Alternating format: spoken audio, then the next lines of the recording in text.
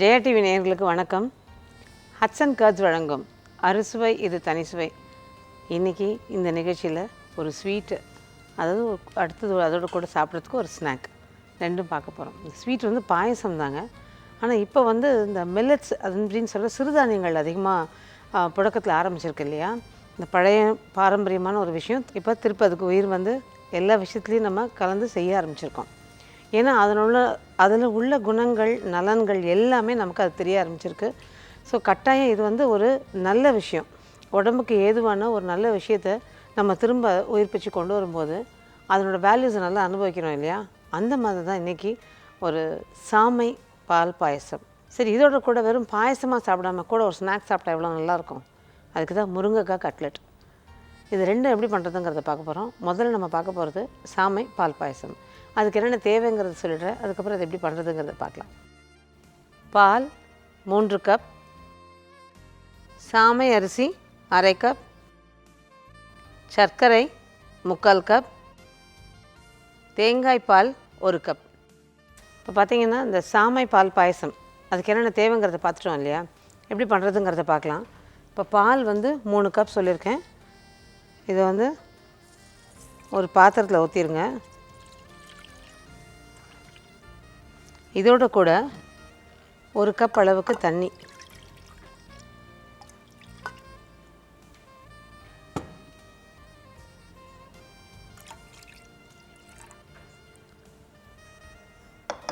இப்போ இது ரெண்டும் இந்த தண்ணியும் பால் கலவையும் ஒரு கொதி வரணும். அதுக்கு இடையில் இந்த சாமையை சும்மா ஒரு கழுவி வச்சுக்கலாம். இது வந்து நீங்கள் அப்படியே தூக்கி கொதிச்சிட்ருக்க பால்லையும் போடலாம், இந்த மாதிரி ஊற வச்சு ஒரு கழுவிட்டும் போடலாம். பட் எல்லாருமே இந்த கழுவிட்டு போடுறது கொஞ்சம் பெட்டர்னு ஃபீல் பண்ணும்போது அதை கழுவிட்டே போடுறதுங்க விருப்பப்படுறவங்க அதை கழுவிட்டு நல்லா போடலாம். ஊற வைக்கணும் அப்படி ரொம்ப நேரம் ஊறணும் அப்படிங்கிறதுலாம் அவசியம் கிடையாதுங்க. நான் அதை ரெடியாக கழுவி வச்சுட்டேன். இப்போ பார்த்திங்கன்னா சாமை, வரகு, திணை, குதிரைவாலி இந்த மாதிரி விஷயங்கள்லாம் இப்போ நிறைய பரவலாக கிடைக்க ஆரம்பிச்சிருக்கு. அதை வச்சு நிறைய விஷயங்கள் செய்ய ஆரம்பிச்சிருக்கோம். பலகாரங்கள் ஆகட்டும், ஸ்நாக்ஸ் ஆகட்டும், ஸ்வீட்ஸ் ஆகட்டும், எல்லாமே பண்ண ஆரம்பிச்சிருக்கோம். இது பார்த்திங்கன்னா நம்ம அரிசியில் என்னென்ன பண்ணுறோமோ அது அத்தனையுமே இதில் பண்ண முடியும். இப்போ இந்த சாமை, வரகு இது எல்லாமே பார்த்திங்கன்னா கடையில் வந்து சுத்தம் பண்ணி கிடைக்கிது. அதுலேயுமே புழுங்க வச்சது, பச்சை, இந்த மாதிரி 2 விதமாகவும் கிடைக்கிது. ஆனால் அது அந்த சுத்தமாக நல்லா க்ளீனாக தான் கிடைக்கிது. இருந்தாலும் சில நேரங்களில் பொடி, கல் இந்த மாதிரிலாம் விஷயங்கள்லாம் இருக்குது. அதனால் ஓரளவுக்கு கொஞ்சம் அரைச்சிட்டு பண்ணிக்கிட்டிங்க அப்படின்னா சௌரியமாக இருக்கும். இதை வந்து அரைக்க தெரியாதவங்களுக்கு பார்த்திங்கன்னா கொஞ்சம் தண்ணி தாராளமாக விட்டு ஒரு வடிகட்டியில் லேசாக அசைச்சு இந்த அரிசியை வந்து அப்படியே அதை கொட்ட ஆரம்பிங்க. திரும்ப அந்த தண்ணியை வந்து அதிலே ஊற்றிக்கிட்டு திரும்ப ஒரு தடவை அரைச்சி பண்ணிங்கன்னா அந்த கடைசியில் கல் வந்து நிற்கும். அது வந்து பொடி கல்லாக சில நேரங்களில், அதாவது எல்லா நேரத்துலையும் நான் எல்லா அரிசிலையும் சொல்லலை, சில நேரங்களில் ஏதாவது ஒரு அரிசியில் இந்த மாதிரி கிடைக்கிது. ஸோ ஒட்டுமொத்தமாக நம்ம வந்து ஒரு பயம் இல்லாமல் இருக்கணும் அப்படின்னா நல்லா க்ளீன் பண்ணி அதை கழுவிட்டு அரைச்சி எடுத்துக்கிட்டு பண்ணிங்க அப்படின்னா எந்த பயமும் இருக்காது அதில். இப்போ இந்த பால் நல்லா பொங்கி வந்து நம்ம பால் பாயசத்துக்கு எப்படி இதில் வேக போடுறோமோ அதே மாதிரி தான் இதில் வேகணும். அந்த சாமையும் இதில் கொட்டிடணும். கொட்டிட்டு நிதானமாக அப்பப்போ துழாவி விட்டு, இன்றைக்கி நான் நான்ஸ்டிக்கில் பண்ணுறேன். இதையே நீங்கள் வந்து உருளியில் பண்ணலாம், வெங்காய பானையில் பண்ணலாம், அல்லது நம்ம சாதாரணமாக வீட்டில் வச்சுருக்கிற எந்த பாத்திரத்துலையும் பண்ணலாம். ஸ்டெயின்லெஸ் ஸ்டீல் பாத்திரமாக இருந்தால் அடிப்பிடிக்கிறதுக்கான வாய்ப்பு ரொம்ப ரொம்ப அதிகம். நீங்கள் வந்து போட்டுட்டு நம்ம சில நேரங்களில் தொடாமல் விட்டுடுவோம். அந்த மாதிரிலாம் பண்ணும்போது அது டக்குன்னு போய் அடிப்பிடிச்சி நிற்கும். பாலில் வேறு நம்ம ஓரளவு தான் தண்ணி ஊற்றிருக்கோம், நிறைய தண்ணி ஊற்றலை. அதனால் டக்குன்னு அது அடிப்பிடிக்கும். வேக வேறு அடிப்பிடிக்கிறதுக்கான வாய்ப்பு. அதனால் கட்டாயம் ஸ்டெயின்லெஸ் ஸ்டீல் பாத்திரம் வேண்டாம். அது இல்லாமல் எந்த பாத்திரத்தில் வேணால் போட்டு நம்ம வேக வச்சு நிதானமாக பண்ணலாம். நிதானமாக பாலில் வெந்து அதுக்கப்புறம் எடுக்கலாம். இப்போ நான் தண்ணி ஊற்றிருக்கேன். நிறைய பேர் யோசிக்கலாம், வெறும் பால்லே வேக விடக்கூடாது, ஏன் கொஞ்சம் தண்ணி சேர்த்தாங்க அப்படின்னு. அந்த தண்ணி வந்து வேகிறதுக்கு கொஞ்சம் அதில் சேர்ப்போங்கிறதுனால சேர்த்துருக்கேன். இதே நீங்கள் வெறும் பால்லே கூட கொஞ்சம் கொஞ்சம் டைம் ஆகும், வேகிறதுக்கு பரவாயில்லன்னு சொல்லிட்டு நிதானமாக போட்டிங்க அப்படின்னா கொஞ்சம் நேரம் தீயை பொங்கி வர வரைக்கும் தீயை ஜாஸ்தி பண்ணிவிட்டு அதுக்கப்புறம் தீயை குறைச்சி வச்சு நிதானமாக அப்பப்போ தொலைவி விட்டு வேக விட்டிங்கன்னா கரெக்டாக இருக்கும். ஸோ அந்த மாதிரி வெறும் பால்லையும் கூட நீங்கள் பண்ணலாம். நம்ம இப்போ வந்து லாஸ்ட்டில் தேங்காய் பால் வேறு சேர்க்க போகிறோம், ஒரு கூடுதல் டேஸ்ட்டு. அதே மாதிரி இதில் ஏலக்காய் கிடையாது, முந்திரி கிடையாது, நெய் கிடையாது, இந்த மாதிரி விஷயங்கள் எதுவுமே நான் அதில் சேர்க்கலை. கடைசியாக ஊற்றுறது தேங்காய் பால். இது பார்த்திங்கன்னா சர்க்கரை வந்து ஓரளவுக்கு, அதாவது நார்மல் டேஸ்ட்டுக்கு, ஸ்வீட்டுக்கு அதிகமாக சர்க்கரை வேணும்னு நினைக்கிறவங்க அதிகமாகவும் சேர்த்துக்கலாம். வெல்லம் சேர்க்கணும்னு நினைக்கிறவங்க தாராளமாக வெல்லம் சேர்த்து பண்ணலாம். ஆனால் வெல்லம் சேர்த்து பண்ணணும்னு நினைக்கிறவங்க பால் கொதிச்சுட்டு இருக்கும்போது வெல்லத்தை கொட்டுறதை விட இது வெந்து முடிச்சதுக்கு அப்புறமா தீயை குறைச்சி நல்லா குறைச்சிட்டு வெல்லத்தை பாகு காய்ச்சி வடிகட்டி ஊற்றி 2 தடவை விட்டு அதுக்கப்புறமா தீயை லேசாக தூண்டி ஒரே கொதி ஆஃப் பண்ணிவிட்டு கடைசியாக தேங்காய் பாலை ஊற்றி வச்சிங்கன்னா அதுவும் ஒரு டேஸ்ட்டாக இருக்கும். ஸோ வெல்லமும் போடலாம், சர்க்கரையும் போடலாம். இப்போ பால் பொங்கு வருது, பார்த்திங்கன்னா நல்லா பொங்கி வருது பாருங்கள். இந்த நேரத்தில் நம்ம இந்த க்ளீன் பண்ணி வச்சுருக்க சாமையை அதை சேர்த்துடலாம். இது பார்த்திங்கன்னா அந்த சாமை வந்து நம்ம பாம்பே ரவை இருக்குல்ல, அது கொஞ்சம் பெருசாக இருந்ததுன்னா எப்படி இருக்கும், அந்த மாதிரி தான் இருக்கும் அந்த சாமை அரிசி. ஆனால் நிறைய அதில் சத்துக்களும் ஜாஸ்தி, மாவு சத்து ரொம்ப கம்மி, நார் சத்து அதிகம், எல்லாமே சேர்ந்ததுனால அது ரொம்ப ரொம்ப உடம்புக்கு ஏதுவான ஒரு விஷயம். இப்போது தீயை குறைச்சி வச்சுட்டு இது நல்லா இன்னொரு கொதி வரட்டும். ஏன்னா அரிசி போட்டிருக்கோம் இல்லையா, நல்லா தலதன்னு பாருங்க கொதிக்க ஆரம்பிச்சிருக்கு. அது கொதிச்ச உடனே தீயை ரொம்ப குறைச்சிடாதீங்க, மிதமாக வைங்க, அப்போ உங்களுக்கு கரெக்டாக இருக்கும். இப்போ இது நல்லா வெந்து வரணும். சரி, இது வேகிற வரைக்கும் அதுவும் வெந்துருச்சுன்னு வச்சுக்கோங்க, பாயசம் 5 நிமிஷத்தில் ரெடி ஆகிடும். அதுக்கப்புறம் வெறும் பாயசம் எப்படி சுட சுட சாப்பிட்றது, கூட ஏதாவது ஸ்நாக் பண்ணோம்ல. ஸோ இது வேகிறதுக்கு அது பாட்டுக்கு ஒரு பக்கம் வெந்துக்கிட்டு இருக்கட்டும். நம்ம அடுத்தது பண்ண போகிற அந்த முருங்கைக்காய் கட்லெட்டுக்கு என்னென்ன தேவைங்கிறதையும் பார்த்துடலாம், அதையும் சைடில் பண்ணிகிட்டே இருக்கலாம். உருளைக்கிழங்கு 3 நன்கு வேக வைத்து தோல் உரித்து மசித்து கொள்ளவும். முருங்கைக்காய் 3 நன்கு வேக வைத்து சதை பகுதியை வழித்து எடுத்து வைக்கவும். இஞ்சி பூண்டு பேஸ்ட் 2 டீஸ்பூன், மிளகாய்த்தூள் 2 டீஸ்பூன், மைதா மாவு தேவையான அளவு, பிரெட் தூள் தேவையான அளவு, பொடியாக நறுக்கிய கொத்தமல்லி தழை சிறிதளவு, உப்பு தேவையான அளவு, எண்ணெய் பொரிப்பதற்கு. இப்போ பார்த்திங்கன்னா இது ஒரு பக்கம் கொதிச்சிட்ருக்கு இல்லையா, இதை இன்னொரு பக்கம் போட்டுட்டு இது பாட்டுக்கு வந்துக்கிட்டு இருக்கட்டும். இதுக்கு இடையில் உருளைக்கிழங்கு கட்லெட்டுக்கு நம்ம நல்லா கிளறி எடுத்துடலாம். ஒரு கடாய் காய வச்சு வச்சுருக்கோம். எண்ணெய்,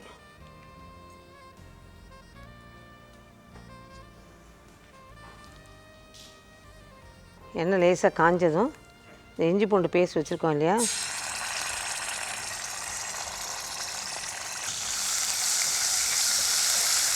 இஞ்சி பூண்டை பேஸ்ட்டை நல்லா வதக்கிட்டு சும்மா 2 பெரட்டு நல்லா ஓரளவு கொஞ்சம் பச்சை வாசனை போக லேசாக பொரிஞ்சு வரணும். இதில் கொத்தமல்லி தழை,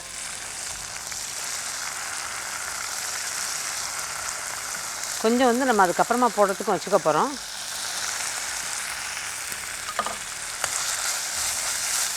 அதோடு கூட மிளகாத்தூள்,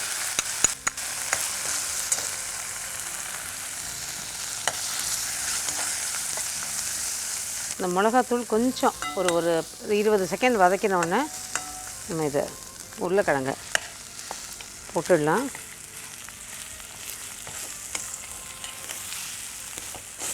இதை கிளறிட்டு இருக்கும்போதே இது ஒரு தடவை தொலாவி விட்டுடலாம்.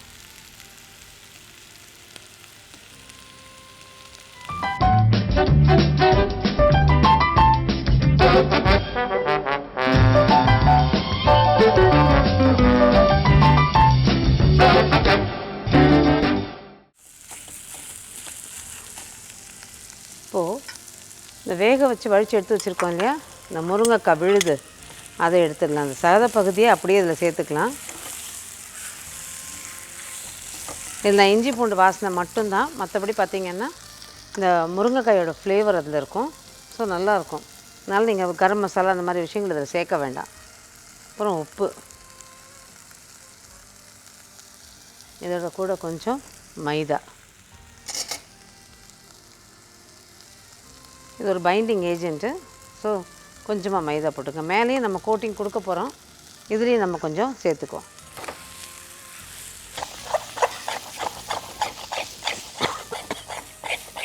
இதெல்லாம் பிடிச்சிருக்கிறதுனால லேசாக அப்படி சொரனாலே வந்துடும், அதனால் கவலைப்பட வேண்டாம். அது எப்படி இருந்தாலும் நீங்கள் கிளறும் போது லேசாக இந்த மைதா மாவாகட்டும், உருளைக்கிழங்காகட்டும், இந்த முருங்கைக்காய் ஆகட்டும் லேசாக பிடிக்கும், ஒன்றும் பண்ணாதானா. இது இப்போ நான் ஸ்விட்ச் ஆஃப் பண்ணிடுறேன். இது இப்போ இன்னொரு பாத்திரத்தில் எடுத்துடலாம். அதை எடுக்க முன்னாடி திரும்ப ஒரு தடவை இதை தொடாவி விட்டுடலாம். இந்த நல்லா வேகணும் இல்லையா, தொடாவி விட்டுட்டிங்கன்னா அடியில் ஒட்டாது. இப்போது நான்ஸ்டிக்கில் பண்ணுறதுனால நமக்கு அந்த ஈஸியாக அந்த சுலபத்தில் இந்த சைடில் உள்ள பகுதியெல்லாம் ஒட்டிக்கிட்டு இருக்கிறதெல்லாம் பாலோட அளவு குறைய அது வேக வேக ஓரங்களில் பிடிக்க ஆரம்பிக்கும். அப்போ தொலைவிக்கிட்டே இருந்தீங்கன்னா அது உங்களுக்கு ஒட்டாமல் வந்துடும். இப்போது இந்த நான்ஸ்டிக்குங்கெலாம் டக்குன்னு உங்களுக்கு உடனே வந்துருச்சு.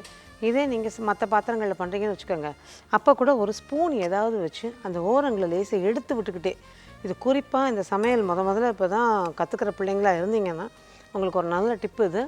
ஓரங்களை நல்லா எடுத்து விட்டுக்கிட்டே பண்ணிங்கன்னா, இல்லைன்னா லேசாக ஒரு சின்ன கத்தியை வச்சுக்கிட்டோ அந்த ஒட்டின பகுதியை எடுத்து விட்டுக்கிட்டே பண்ணிங்க அப்படின்னா, ஒட்டாமல் பண்ணிங்க அப்படின்னா அந்த டேஸ்டெல்லாம் அதில் நல்லா இறங்கும். என்ன காரணம்னா, இந்த ஓரத்தில் அந்த ஏடு படிகிறதெல்லாம் ஓரத்தில் ஒட்டிட்டு நம்ம காய விட்டுட்டோம்னு வச்சுக்கோங்க, சூடு ஏற அது காயும். காய ஓரங்களில் ஒட்டுனது வராது. அப்போ என்ன ஆகும், அந்த டேஸ்ட்டு ஃபுல்லாக அந்த ஓரங்களில் உள்ள அந்த ஏடுகளில் விட்டு போயிடும். ஸோ அந்த ஓரத்தில் நல்லா தொலைவி விட்டுக்கிட்டு ஒட்டாதபடி எடுத்து விட்டு பண்ணிங்கன்னு வச்சுக்கோங்க, இந்த முழுமையான டேஸ்ட்டும் கிடைக்கும். அந்த ஏடாக இருக்கும்போது சாப்பிட்றதுக்கு ரொம்ப நல்லாயிருக்கும். நீங்கள் பண்ணுற எந்த ஒரு பாயசமும், இது சாம பாயசத்துக்குன்னு கிடையாது, மற்ற பாயசங்களுக்கும் நல்லா பொருந்தும். இப்போது இதை இன்னொரு பாத்திரத்தில் அள்ளிடலாம்.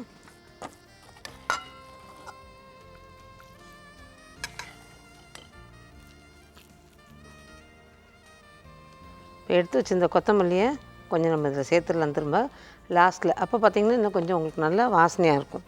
ஸோ முதல்ல அதோட வதங்கும் போது ஒரு வாசனை அப்படின்னா, இப்போ ஒரு பச்சையாக போடும்போது உங்களுக்கு ஒரு வாசனை இருக்கும். ஸோ இப்போ இது நல்லா கலந்து விட்டுட்டு ஆற வச்சிடலாம். இதை நல்லா கலந்துட்டோம் இல்லையா, இதை சின்ன சின்ன உருண்டைகளாக உருட்டி வச்சிடலாம். அதுக்கப்புறம் நம்ம நினச்சி கட்லெட் மாதிரி போட்டு மைதா மாவில் நினச்சி எடுத்து அதுக்கப்புறமா நம்ம பிரெட் தூளை புரட்டி எடுக்கலாம். மைதா மாவு வச்சுருக்கோம் இல்லையா, அதில் தண்ணி ஊற்றிட்டு கட்டி தட்டாமல், ஏன்னா அதை நினச்சி எடுக்கிறதுக்கு ஏற்ற மாதிரி கட்டி தட்டாமல் கரைச்சிக்கலாம்.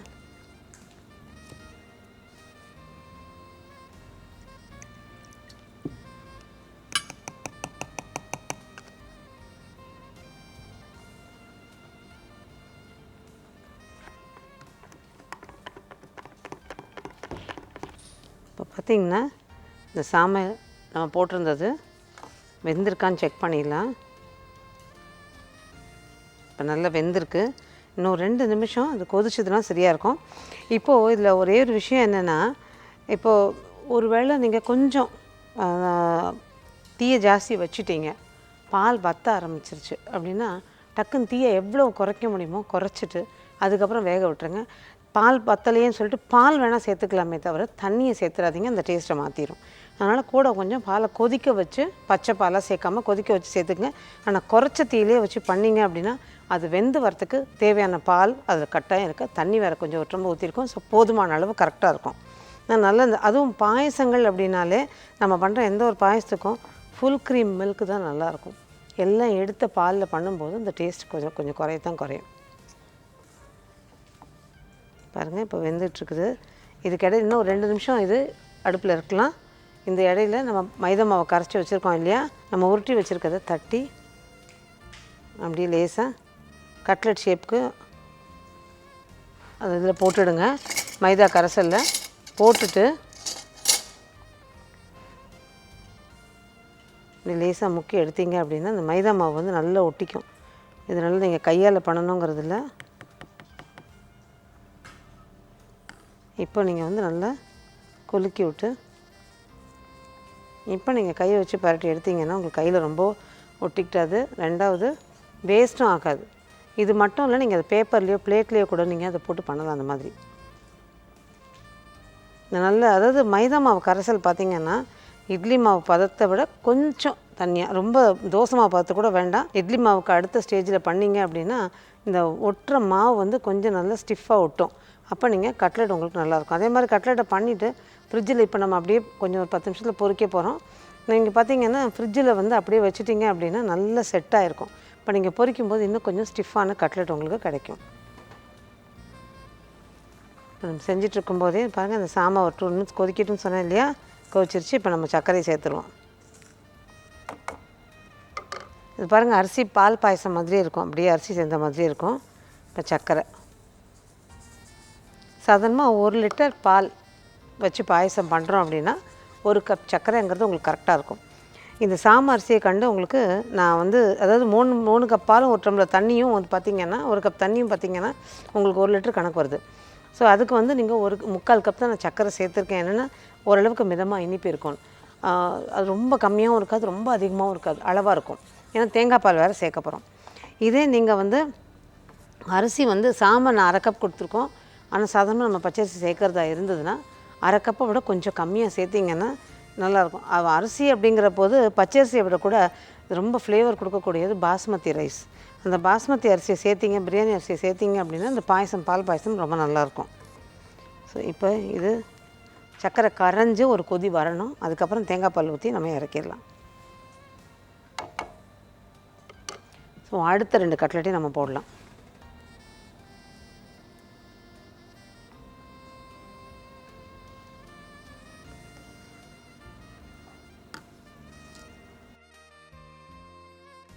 இப்போ பார்த்திங்கன்னா நான் அது முதல்ல தட்டிட்டு போட்டேன். இப்போ அதை உருட்டி போட்டிருக்கேன்.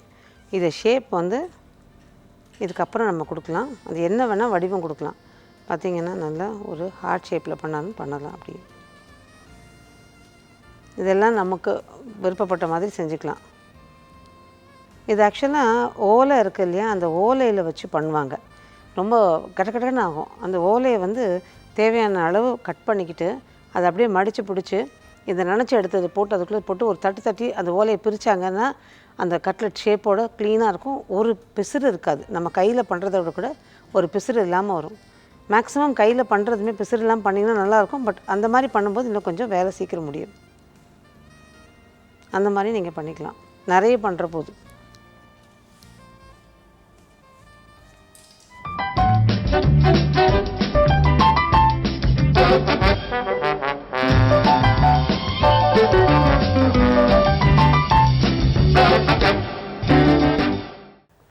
பார்த்திங்கன்னா சர்க்கரையும் போட்டு அது கரைஞ்சி அதுவும் ஒரு கொதி வந்துருச்சு. இப்போ தேங்காய் பால்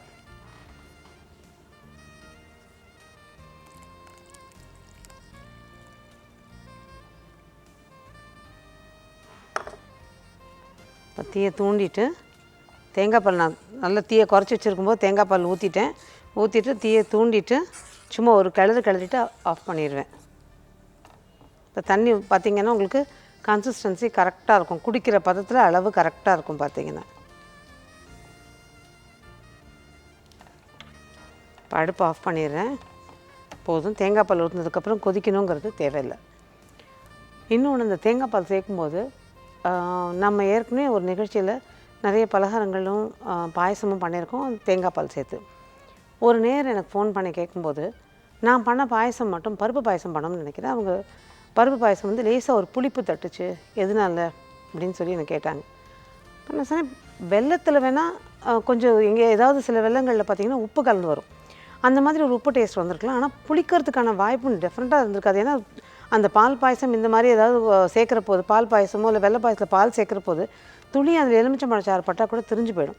ஆனால் திரிஞ்சு போகாமல் பாயசம் நல்லா இருக்கிறீங்க, ஆனால் புளிப்பு டேஸ்ட் ஏன் வருது அப்படின்னா அப்புறமா தான் மெதுவாக சொல்கிறாங்க, நான் மத்தியானமே தேங்காய் பால் எடுத்து வச்சுட்டேன், ஆனால் அது பண்ணுறதுக்கு சாயந்தரம் 7 மணி ஆகிடுச்சு அப்படின்னு.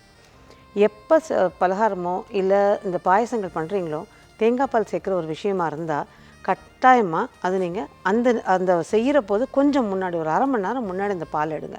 தேங்காய் பால் எல்லாருக்குமே தெரிஞ்சிருக்கும், புளிக்கிறதுக்கான வாய்ப்பு ரொம்ப ரொம்ப அதிகம். நல்ல வேளை எனக்கு தெரியலைன்னு சொன்னாங்க, ஆனால் அந்த புளிப்பு டேஸ்ட் தெரிஞ்சது. பட் பாயசத்தில் புளிப்பு டேஸ்ட் உப்பு வேணால் கொஞ்சம் ஒரு சிட்டிகை அதனால் உப்பு கூட போட்டு ஸ்வீட்லாம் பண்ணுவாங்க. ஸோ அது இருந்திருக்கலாம். ஆனால் புளிப்பு டேஸ்ட்டில் ஒரு பாயசம் நிச்சயமாக சாப்பிட முடியாது. ஸோ பாயசத்தை வந்து பால் சேர்த்து பண்ணுற போது, குறிப்பாக தேங்காய் பால் சேர்த்து பண்ணுற போது அந்த பாயசம் பண்ணுறதுக்கு ஒரு அரை மணி நேரம் முன்னாடி இந்த பாலை ரெடியாக எடுத்து வச்சுக்கோங்க. நிச்சயமாக இது வந்து என்னோடய இதில் பார்த்திங்கன்னா அவங்க கேட்ட போது எனக்கு ஒன்றுமே புரியலை. அதுக்கப்புறம் தான் அவங்க சொன்ன விளக்கம் கரெக்டாக இருந்தது. ஸோ இது நிறைய குழந்தைங்களுக்கு அதாவது புதுசாக கற்றுக்கிறவங்களுக்கு பயன்படும். என்னென்னா மத்தியானமாக வேலை இருந்தது அதனால் பண்ணி எடுத்து வச்சிட்டோம், சாயந்தரம் பண்ணோம் அப்படின்னு சொல்லி டின்னருக்கு அது இதுன்னு பண்ணுற போது அது தவறாக போயிடும். அதனால் கட்டாயம் அப்போவே எடுத்து அப்போவே பண்ணிவிடுங்க. ஸோ இப்போ நம்ம பண்ண அந்த சாமை பால் பாயசம் ரெடி ஆகிடுச்சு. அடுத்து முருங்கைக்காய் கட்லெட்டும் ரெடியாக வச்சுருக்கோம். பொரிச்சா வச்சுங்க, இதை சுட சுட சாப்பிட்டு இதையும் சுடாக குடித்தோம் அப்படின்னா கேட்கவே வேண்டாம்.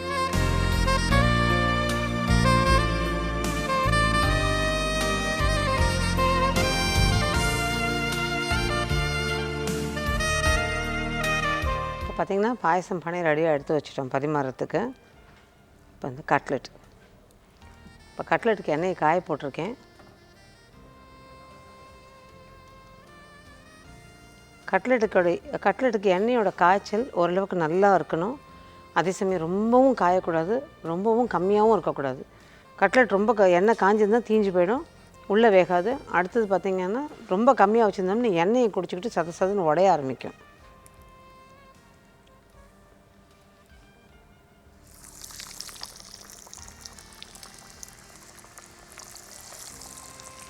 இந்த மாதிரி ஓரளவுக்கு நல்லா காஞ்சிருந்தது போட்டோன்னா சலசலப்போட நல்லா பொங்கி வந்து காஞ்சிருந்ததுன்னு வச்சுக்கோங்க, கரெக்டாக இருக்கும்.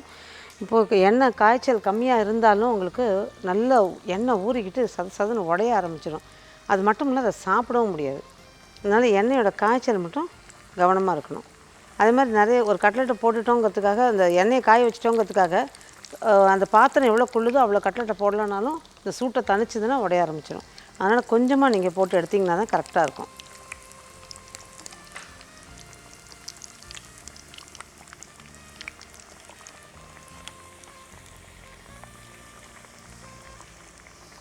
கட்லெட் வெந்துக்கிட்டு இருக்கும்போதும் தீயை குறைச்சிட்டு நல்லது காஞ்சிருச்சேன்னு சொல்லிட்டு தீயை குறைச்சிட்டு அதுக்கப்புறம் வேக விட்டது அந்த மாதிரிலாம் பண்ணக்கூடாது.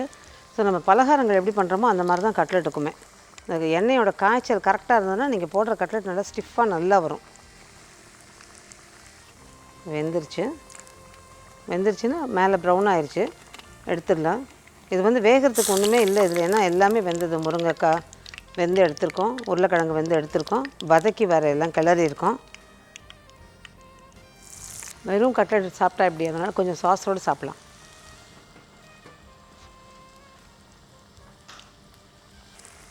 இதை அடுப்பை ஆஃப் பண்ணிடுறேன், இதை எடுத்துடலாம்.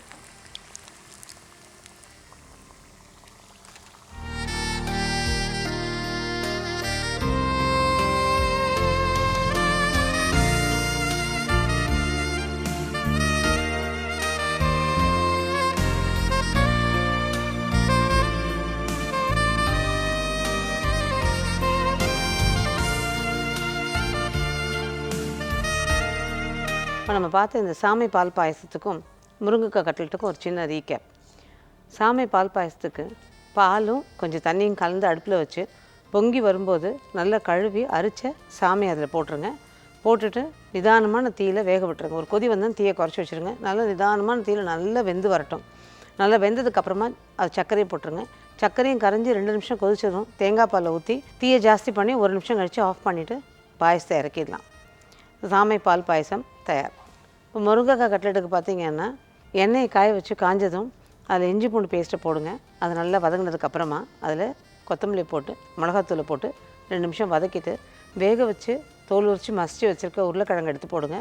அதோட கூட முருங்கைக்காய் விழுதியும் போட்டு அதோட கூட கொஞ்சம் உப்பு, தேவையான உப்பையும் போட்டு நல்லா கிளறி இறக்கிட்டு தேவையான வடிவத்தில் இதை பண்ணி மைதா மாவை நல்லா கரைச்சி அந்த மைதா மாவை கரைசலில் இந்த உருட்டி வச்சுருக்கதை வேணுங்கிற வடிவம் பண்ணதை அப்படியே அதில் நினச்சி எடுத்து அதுக்கப்புறம் ப்ரெட்டு தூளில் புரட்டி எடுத்து அடுக்கி வச்சுடுங்க. எண்ணெயை காய வச்சு காயிற எண்ணெயில் இதை நல்லா 2 பக்கமும் புரட்டி விட்டு பொரித்து எடுத்தீங்க அப்படின்னா முருங்கைக்காய் கட்லெட் தயார். என்ன நேரத்தில் இன்றைக்கி நல்ல ஒரு குடிக்கிற நல்ல பாயசம், சாமை பாயசமும் அது கூட ஒரு காம்பினேஷனாக நல்ல ஒரு முருங்கைக்காய் கட்லெட் ஒரு இனிய மாலை பொழுதுக்கு தேவையானதுன்னு வச்சுக்கோங்களேன். ஏன்னா மாலை பொழுது தான் டீ தானே சொல்லுவாங்க, இவங்க என்ன பாயசம் சொல்கிறாங்க. டீயை தவிர்த்து ஒரு நாளைக்கு இந்த பாயசம் தான் குடிச்சு பாருங்களேன், எவ்வளோ டேஸ்டியாக இருக்கும்னு. அதுவும் தேங்காய் பால் சேர்த்துருக்கு, கேட்கவே வேண்டாம். ஸோ இது நல்ல ஒரு 2 ரெசிபியும் உங்களுக்கு இன்ட்ரெஸ்டிங்கான ஒரு ரெசிபி 2த்தையுமே கொடுத்துருக்கோம். ட்ரை பண்ணி பாருங்கள். மீண்டும் ஹட்ஸ் அண்ட் கர்ட் வரங்கும் அடுத்த இது தனிசுவை நிகழ்ச்சியில் மறும் வாரமும் உங்களை சந்திக்கிறேன். நன்றி, வணக்கம்.